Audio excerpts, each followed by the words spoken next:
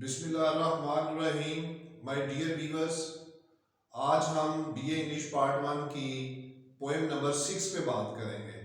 तो आए white board पर चलते हैं और देखते हैं कि इस पोएम में शायर हमारे साथ आज क्या शेयर कर रहा है।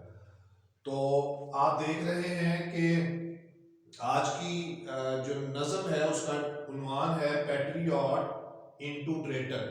पैट्रियट मुहिब्बे वतन को कहते हैं और ट्रेटर गद्दार को कहते हैं। इसमें एक सियासतदान को हीरो के तौर पे शायर ने लिया है और उस सियासतदान की ज़िंदगी का एक हिस्सा जब वो मुहिब्बे वतन था उस पे बात की है और एक हिस्सा उसकी ज़िंदगी का सियासत की जिसपे वो गद्दार था उस पे बात की है।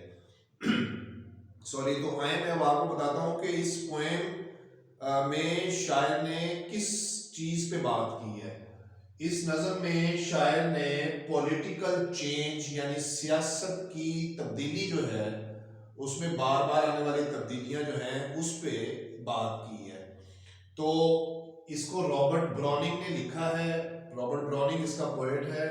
रॉबर्ट ब्राउनिंग के बारे में कहा जाता है कि वो एक ऑप्टिमिस्ट है, यानी पुरुमीद है। अपनी कहानियों नज़मों में जो भी हीरो वो पेश करता है उसने चाहे जो कुछ भी किया हो, लेकिन उसके इख्तिताम पे कहानी के या नज़म के वो उसको एक उम्मीद दिलाता है कि आने वाली ज़िंदगी में इस ज़िंदगी के बाद जो आने वाली ज़िंदगी होगी उसमें उसको उसके कामों का जो है वो सिला मिलेगा। हम सब जानते हैं कि कामों का सिला जो हम यहाँ करेंगे वो तो हमें आगे आने वाली दुनिया में मिलेगा, लेकिन इसके बारे में कहते हैं कि ये कंप्रोमाइजिंग ऑप्टिमिस्ट भी है। अच्छा, और इस नज़म के बारे में अगले पॉइंट में मैं बताऊंगा कि ये नज़म एक ड्रामेटिक मोनोलॉग है। ड्रामेटिक मोनोलॉग में मैंने कुछ आगे पॉइंट लिखा है कि मोनोलॉग कहते हैं खुद कलामी को, एक शख्स खुद अपने साथ बात करे तो उसको मोनोलॉग कहते हैं। डायलॉग कहते हैं दो लोगों के दरमियान गुफ्तगू को, और ट्राइलॉग कहते हैं तीन लोगों के दरमियान होने वाली गुफ्तगू को।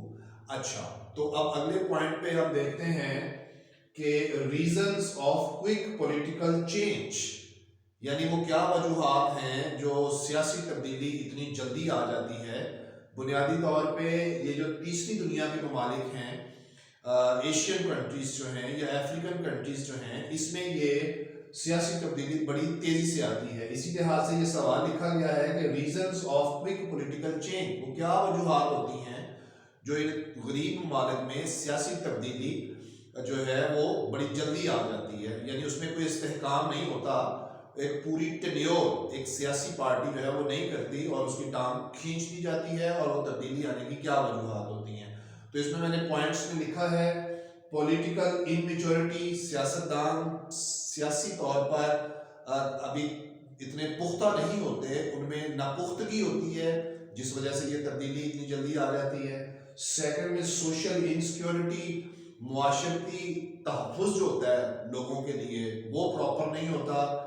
बेचैनी और बेरोज़गारी, मिलावट, बदनवानी, ये चीज़ें होती हैं सोशल इनसिक्योरिटी में, जिस वजह से ये तब्दीली आती है। इसमें एक और भी वजह है, वो है इकोनॉमिकल इंस्टेबिलिटी, यानी मुईशत और माली निज़ाम में कोई इस्तेहकाम नहीं होता प्रॉपर। अगर माली निज़ाम में प्रॉपर इस्तेहकाम हो तो ये तब्दीली इतनी जल्दी ना आए। तो लोगों की माली हालत जो है उसमें भी गड़बड़ रहती है, जिस वजह से ये सियासी तब्दीली आ जाती है।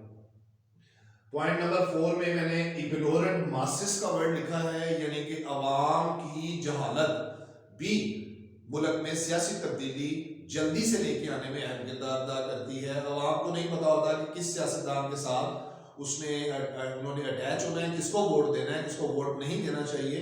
तो अवाम की जहालत भी इसमें अहम किरदार अदा करती है। नेक्स्ट में हमारे पास पॉइंट है लस्ट फॉर वेल्थ। एक्चुअली गरीब ममालिक में जो सियासतदान होते हैं वो जहनी नापुख्तगी की वजह से जब ताकत में आ जाते हैं बाय हुक और बाय क्रुक, तो दौलत इकट्ठी करना उनके लिए एक बहुत बड़ा मिशन बन जाता है, और इसी लालच और हवस में वो जो है वो बहुत सी गलतियां कर बैठते हैं, जिस वजह से सियासी तब्दीली इतनी जल्दी आ जाती है। तो ये था इसके कुछ सेलिएंट फीचर्स, नुमायां खसूसियात के बारे में कि नज़म के अंदरूनी जो ढांचा है उसमें क्या चीज़ें बयान की गई हैं। अब हम आपको ले चलता हूँ इस नज़म की जो टेक्स्ट बुक है उसकी तरफ, कि देखते हैं एक सियासतदान, एक मुहिब्बे वतन सियासतदान जो है वो गद्दार में कैसे बदलता है। तो आए देखते हैं इसकी फर्स्ट स्टैंजे में लाइंस में क्या बताया गया है। जैसे कि आप देख रहे हैं कि lesson number 6 patriot into traitor, इसकी फर्स्ट लाइन देखते हैं, it was roses roses all the way. दर हकीकत ये सियासतदान जो है अपने इलाके में जो है वो कामयाब होने के बाद लोगों का शुक्रिया अदा करने आया है, तो वो देख रहा है अपनी जुबान से हमें बता रहा है, खुद कलामी कर रहा है कि उसके साथ क्या मंजर है जो वो देख रहा है, वो हमें वो बता रहा है। तो कहता है कि it was roses roses all the way, गुलाब के फूल ही फूल थे मेरे सारे रास्ते में। उसके पीछे लोगों का हजूम भी है जो तालियां बजा रहे हैं। विद मार्टल मिक्स, मेहंदी का रंग, मार्टल को कहते हैं मेहंदी का रंग, मिक्स मेहंदी का रंग मिला हुआ था, इन माई पाथ मेरे रास्ते में, लाइक मैड और पागलों की तरह लोग मेरे ऊपर फूल की पत्तियां फेंक रहे थे।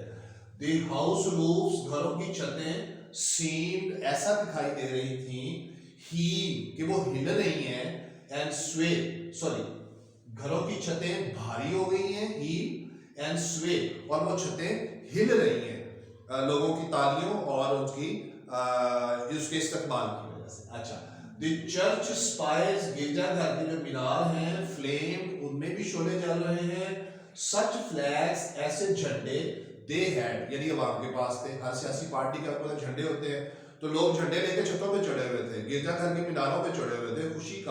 खुशी की गहमा गहमी जो है वो इस स्टैंजे में बताई गई है।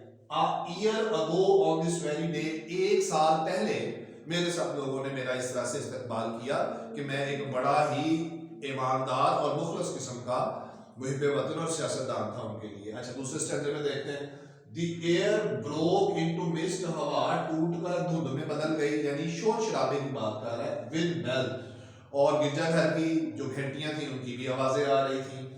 The old walls, पुरानी दीवारें, रॉक जो चट्टान की तरह सख्त थी, with the crowd and cries, उन दीवारों के ऊपर हजूम था, एंड क्राइज और लोग चीखें मार रहे थे। अच्छा, फिर वो कहता है कि हैड आई सेड, क्या मैंने अवाम से कहा, गुड फोक है मेरी अच्छी अवाम, मेरे अच्छे लोगों, मेरे अच्छे साथियों, मेयर नॉइज रिपेल्स के महज शोर मत करो और पीछे हट जाओ, मेयर नॉइज महज शोर मत करो, रिपेल्स और पीछे हट जाओ। अच्छा, बट गिव मी योर सन, मैंने उनसे कहा लोगों से, अवाम से, कि मुझे आसमान से सूरज ला के दोगे। But give me your sun at the yonder skies, आसमान के ऊपर से मुझे सूरज ला के दोगे। अच्छा, तो लोगों ने क्या जवाब दिया? दे हैड आंसर्ड, लोगों ने इस चीज का हाँ में जवाब दिया, एंड आफ्टरवर्ड, और पूछा कि इसके अलावा, इसके बाद भी कुछ है तो बताएं। व्हाट एल्स, इसके अलावा हम सियासतदान, हमारे प्यारे मुहिब वतन, हम आपके लिए क्या कर सकते हैं।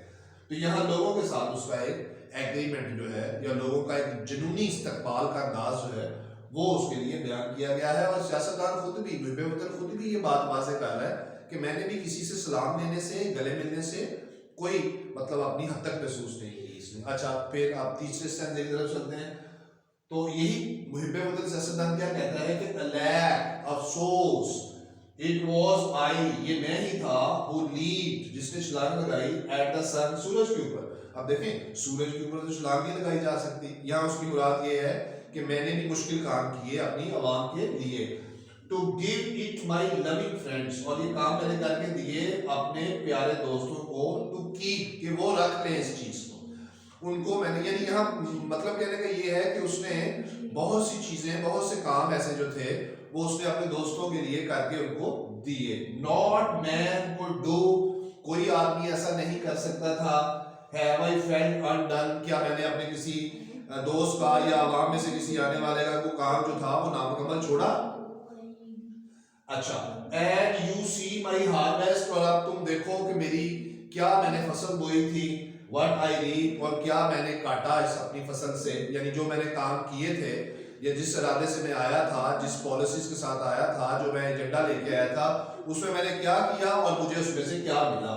This very day now the year is run, अब ये वही साल का दिन है और एक साल इसमें पूरा हो चुका है। ये थे माय डियर व्यूअर्स, पैट्रियट, मुहिब वतन की जिंदगी की, सियासी जिंदगी के वो 3 स्टैंजास जिसमें उसके इस्तकबाल के बारे में हमें सारी तफसील मिलती है। अब हम चलते हैं, इसको दर हकीकत गद्दार करार दे दिया गया है, अवाम ने इसको अब गद्दार कहना शुरू कर दिया है, और अब इसको गद्दार कहने के बाद जो है उन्हीं गली मोहल्लों में जिसमें ये इसका इस्तेमाल किया गया था उन्हीं में ले जाया जा रहा है। अब ये वहां पे क्या देखता है, तो चले आए मैं अब आपको बताता हूँ कि वो इस बारे में आपसे एज आ गद्दार होने के नाते क्या बात कर रहा है। अच्छा, तो इस पे अब वो कहता है कि there is no body on the house top no. अब तो घरों की छतों के ऊपर कोई भी नहीं है। एक्चुअली इसको गद्दार करार देने के बाद इसको बांधा हुआ है और उन्हीं गली मोहल्लों पे ले जाया गया। तो अब ये घरों की छतों पे क्या देख रहा है कि घरों की छतों पे अब कोई भी नहीं है, जस्ट आ प्लेसियड फ्यू, चंद बीमार लोग छतों पे बैठे हैं, एट विंडोज सेट, और खिड़कियों से देख रहे हैं। अच्छा, for the best of the site is, यही मेरे लिए एक बेहतरीन नजारा है जो मैं अब देख सकता हूं।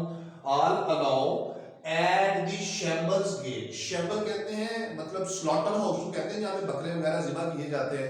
तो कहता है मुझे लगा कि जैसे मुझे स्लॉटर हाउस ले जाया जा रहा है। अच्छा, और बेटर येट, बल्कि इससे बेहतर ये है कि by the very scaffold foot, scaffold foot कहते हैं फांसी घर में ले जाने वाले। फांसी घर में जब किसी को फांसी दी जाती है तो उसको जब चलता है तो उसके कदम बहुत भारी होते हैं क्योंकि उसको कुछ जंजीरें वगैरह बांधी होती हैं। अच्छा, आई थ्रू, ये पुराने दौर की अंग्रेजी का थ्रू, आज की अंग्रेजी का ये ट्रू। मैं सच बोलता हूं कि मुझे वो लगा कि जैसे मुझे ज़िबा करने के लिए लेके जा रहे हैं, फिर मुझे लगा कि जैसे वो मुझे फांसी देने के लिए लेके जा रहे हैं। तो माय डियर व्यूअर्स, आए आप इसके दोनों अगले स्टैंजे जो गद्दार होने के हैं जिसमें ये गद्दार करार दिया गया वो देखते हैं। अच्छा, फिर कहता है कि आई गो इन द रेन, मुझे बारिश के अंदर से ले जाया गया, एंड मोर देन नीड्स, और जरूरत से ज्यादा, आ रोप कट माय रिस्ट, एक रस्सी पीछे से, ऐसे पीछे से मेरी कलाइयां जो है उनको काट रही थी, बिहाइंड पीछे से, एंड आई थिंक, और फिर मैंने सोचा, बाय द फील, फिर मैंने महसूस किया, माय फोरहेड ब्लीड्स, कि मेरी पेशानी से खून बह रहा था, एंड फॉर दे फ्लिंग, दे यहाँ अवाम है, अवाम ने फेंके, whoever has a mind, अवाम में से जिसका दिमाग था, यानी अवाम में से जिसने मुझे पहचान लिया, stones at me, पत्थर फेंके मेरे ऊपर, for my years misdeeds, मेरे पिछले सालों की बेवकूफियों की वजह से misdeeds। यहाँ आप my dear viewers देख सकते हैं कि वो इस चीज को एडमिट कर रहा है कि मेरे से कुछ गलतियां हुई, मेरे से कुछ बेवकूफियां हुई, मैंने वो बेवकूफियां, आप जानते हैं कि सियासतदानों से क्या हो सकती हैं, यही कि वो करप्शन करते हैं, बदनुमानी का, पैसा इकट्ठा करने का, उनके अंदर एक लालच और हवस होती है, और अपने इख्तियारात का नाजायज इस्तेमाल भी वो करते हैं, बिल्कुल करते हैं। थर्ड वर्ल्ड कंट्रीज में आपको भी पता है, जुल्फ़िकार अली भुट्टो की मिसाल देख लें, उसके बाद आप मियां नवाज शरीफ साहब की मिसाल देख लें, ये दो हमारे लीडर्स जो हैं इनके साथ भी ऐसा ही हुआ। तो इंडिया में भी ऐसी बहुत सी एग्जाम्पल्स हमें मिलती हैं। तो लास्ट में वो क्या कहता है कि 10 आई एंटर्ड, बस में अभी अभी सियासत में दाखिल हुआ, 10 आई गो, बस में अभी अभी जा रहा हूँ सियासत से, इन ट्रायम्फ्स, और मेरी जो फतूहात थी सियासत में, people have brought down dead, लोगों ने उसको खाक में मिला दिया है, and paid by the world, ये है कि दुनिया ने मुझे अदा किया, व्हाट डज दो ओ, मैं अब किसका मकरूज हूँ, मी, मैं अब किसी का मकरूज नहीं हूँ, गॉड माइट क्वेश्चन, खुदा इनसे पूछेगा सवाल, नाउ इंस्टेड, बजाय इसके कि मैं लोगों से सवाल पूछूं। भाई तुमने लोगों से क्या सवाल पूछना है, तुमने लोगों को जो एजेंडा दिया था, पॉलिसी दी थी लोगों की फलाह बहबूद का काम करने के लिए, वो तो तुमने किया नहीं, तो एक झूठी उम्मीद क्यों दिला रहे हो अपने आप को। And it's God shall repay, मेरे अच्छे कामों का सिला मुझे खुदा अदा करेगा। ऊपर कह रहा था कि मुझे क्या जरूरत है लोगों से सवाल पूछने की, फिर उसने यहाँ भी बात की मिसडीड्स की कि मैंने पिछले साल बेवकूफियां गलतियां की, वही बदनुमानियां जो इसने की उसकी वजह से गद्दार करार दे दिया गया। तो यहाँ कह रहा है कि इट्स गॉड शैल रीपे, मेरा सिला अच्छे कामों का, मेरी फतूहात का, कारनामों का मुझे अल्लाह ताला देगा। आई एम सेफर सो, तो इस तरह मैं महफूज हो जाऊंगा जन्नत में। अच्छा, यहाँ पे आप देखें झूठी सी उम्मीद उसने खुद अपने आप को दिलाई है, और आप देखें कि ब्राउनिंग जो है वो एक ऑप्टिमिस्ट शायर है, पुर उम्मीद है। उसने अपने हीरो को भी लास्ट स्टेंजा में दो कि उसने अपनी सियासी कैरियर में बेवकूफियां, बदनुमानियां की, अपने इख्तियार का गलत इस्तेमाल किया, लेकिन फिर भी वो एक झूठी उम्मीद के साथ अपने कामों का सिला जन्नत में अल्लाह के सामने अल्लाह से लेने की तवक्का कर रहा है। तो ये एक इंतहाई नालायकी और बेवकूफ़ी की एक उम्मीद है मेरे ख्याल से। ऐसा तो नहीं किया जा सकता, ना ही ऐसा हो सकता है कि अल्लाह ताला किसी शख्स को जिसने गुनाह किए हैं और उसको उसका सिला अता फरमाए। तो माय डियर व्यूअर्स, आज के लिए इस पोएम में से एक सबसे इंपॉर्टेंट चीज जो कि आप annual exam point of view से जब इसका क्वेश्चंस करते हैं तो आपको इल्म होगा कि उस क्वेश्चंस के आंसर में अगर आप कोटेशन सेट करते हैं तो वो कोटेशंस आपको एक्स्ट्रा मार्क्स का बायस बनती है। कुछ कोटेशंस मैंने आपने लिखी हुई यहाँ पे। कोटेशन नंबर 1 है extreme hopes are born of extreme misery. Second है however long the night the dawn will break. और लास्ट है the people worship a man when he is in power they desert him as soon as he is out of power। तो ये quotation जरूर use करें स्टैंजे की explanation में भी और इसका क्वेश्चन अटेम्प्ट करते हुए भी। अपना ख्याल रखें, खुश रहें, be happy and try to keep others happy. Thank you very much. अल्लाह हाफिज़।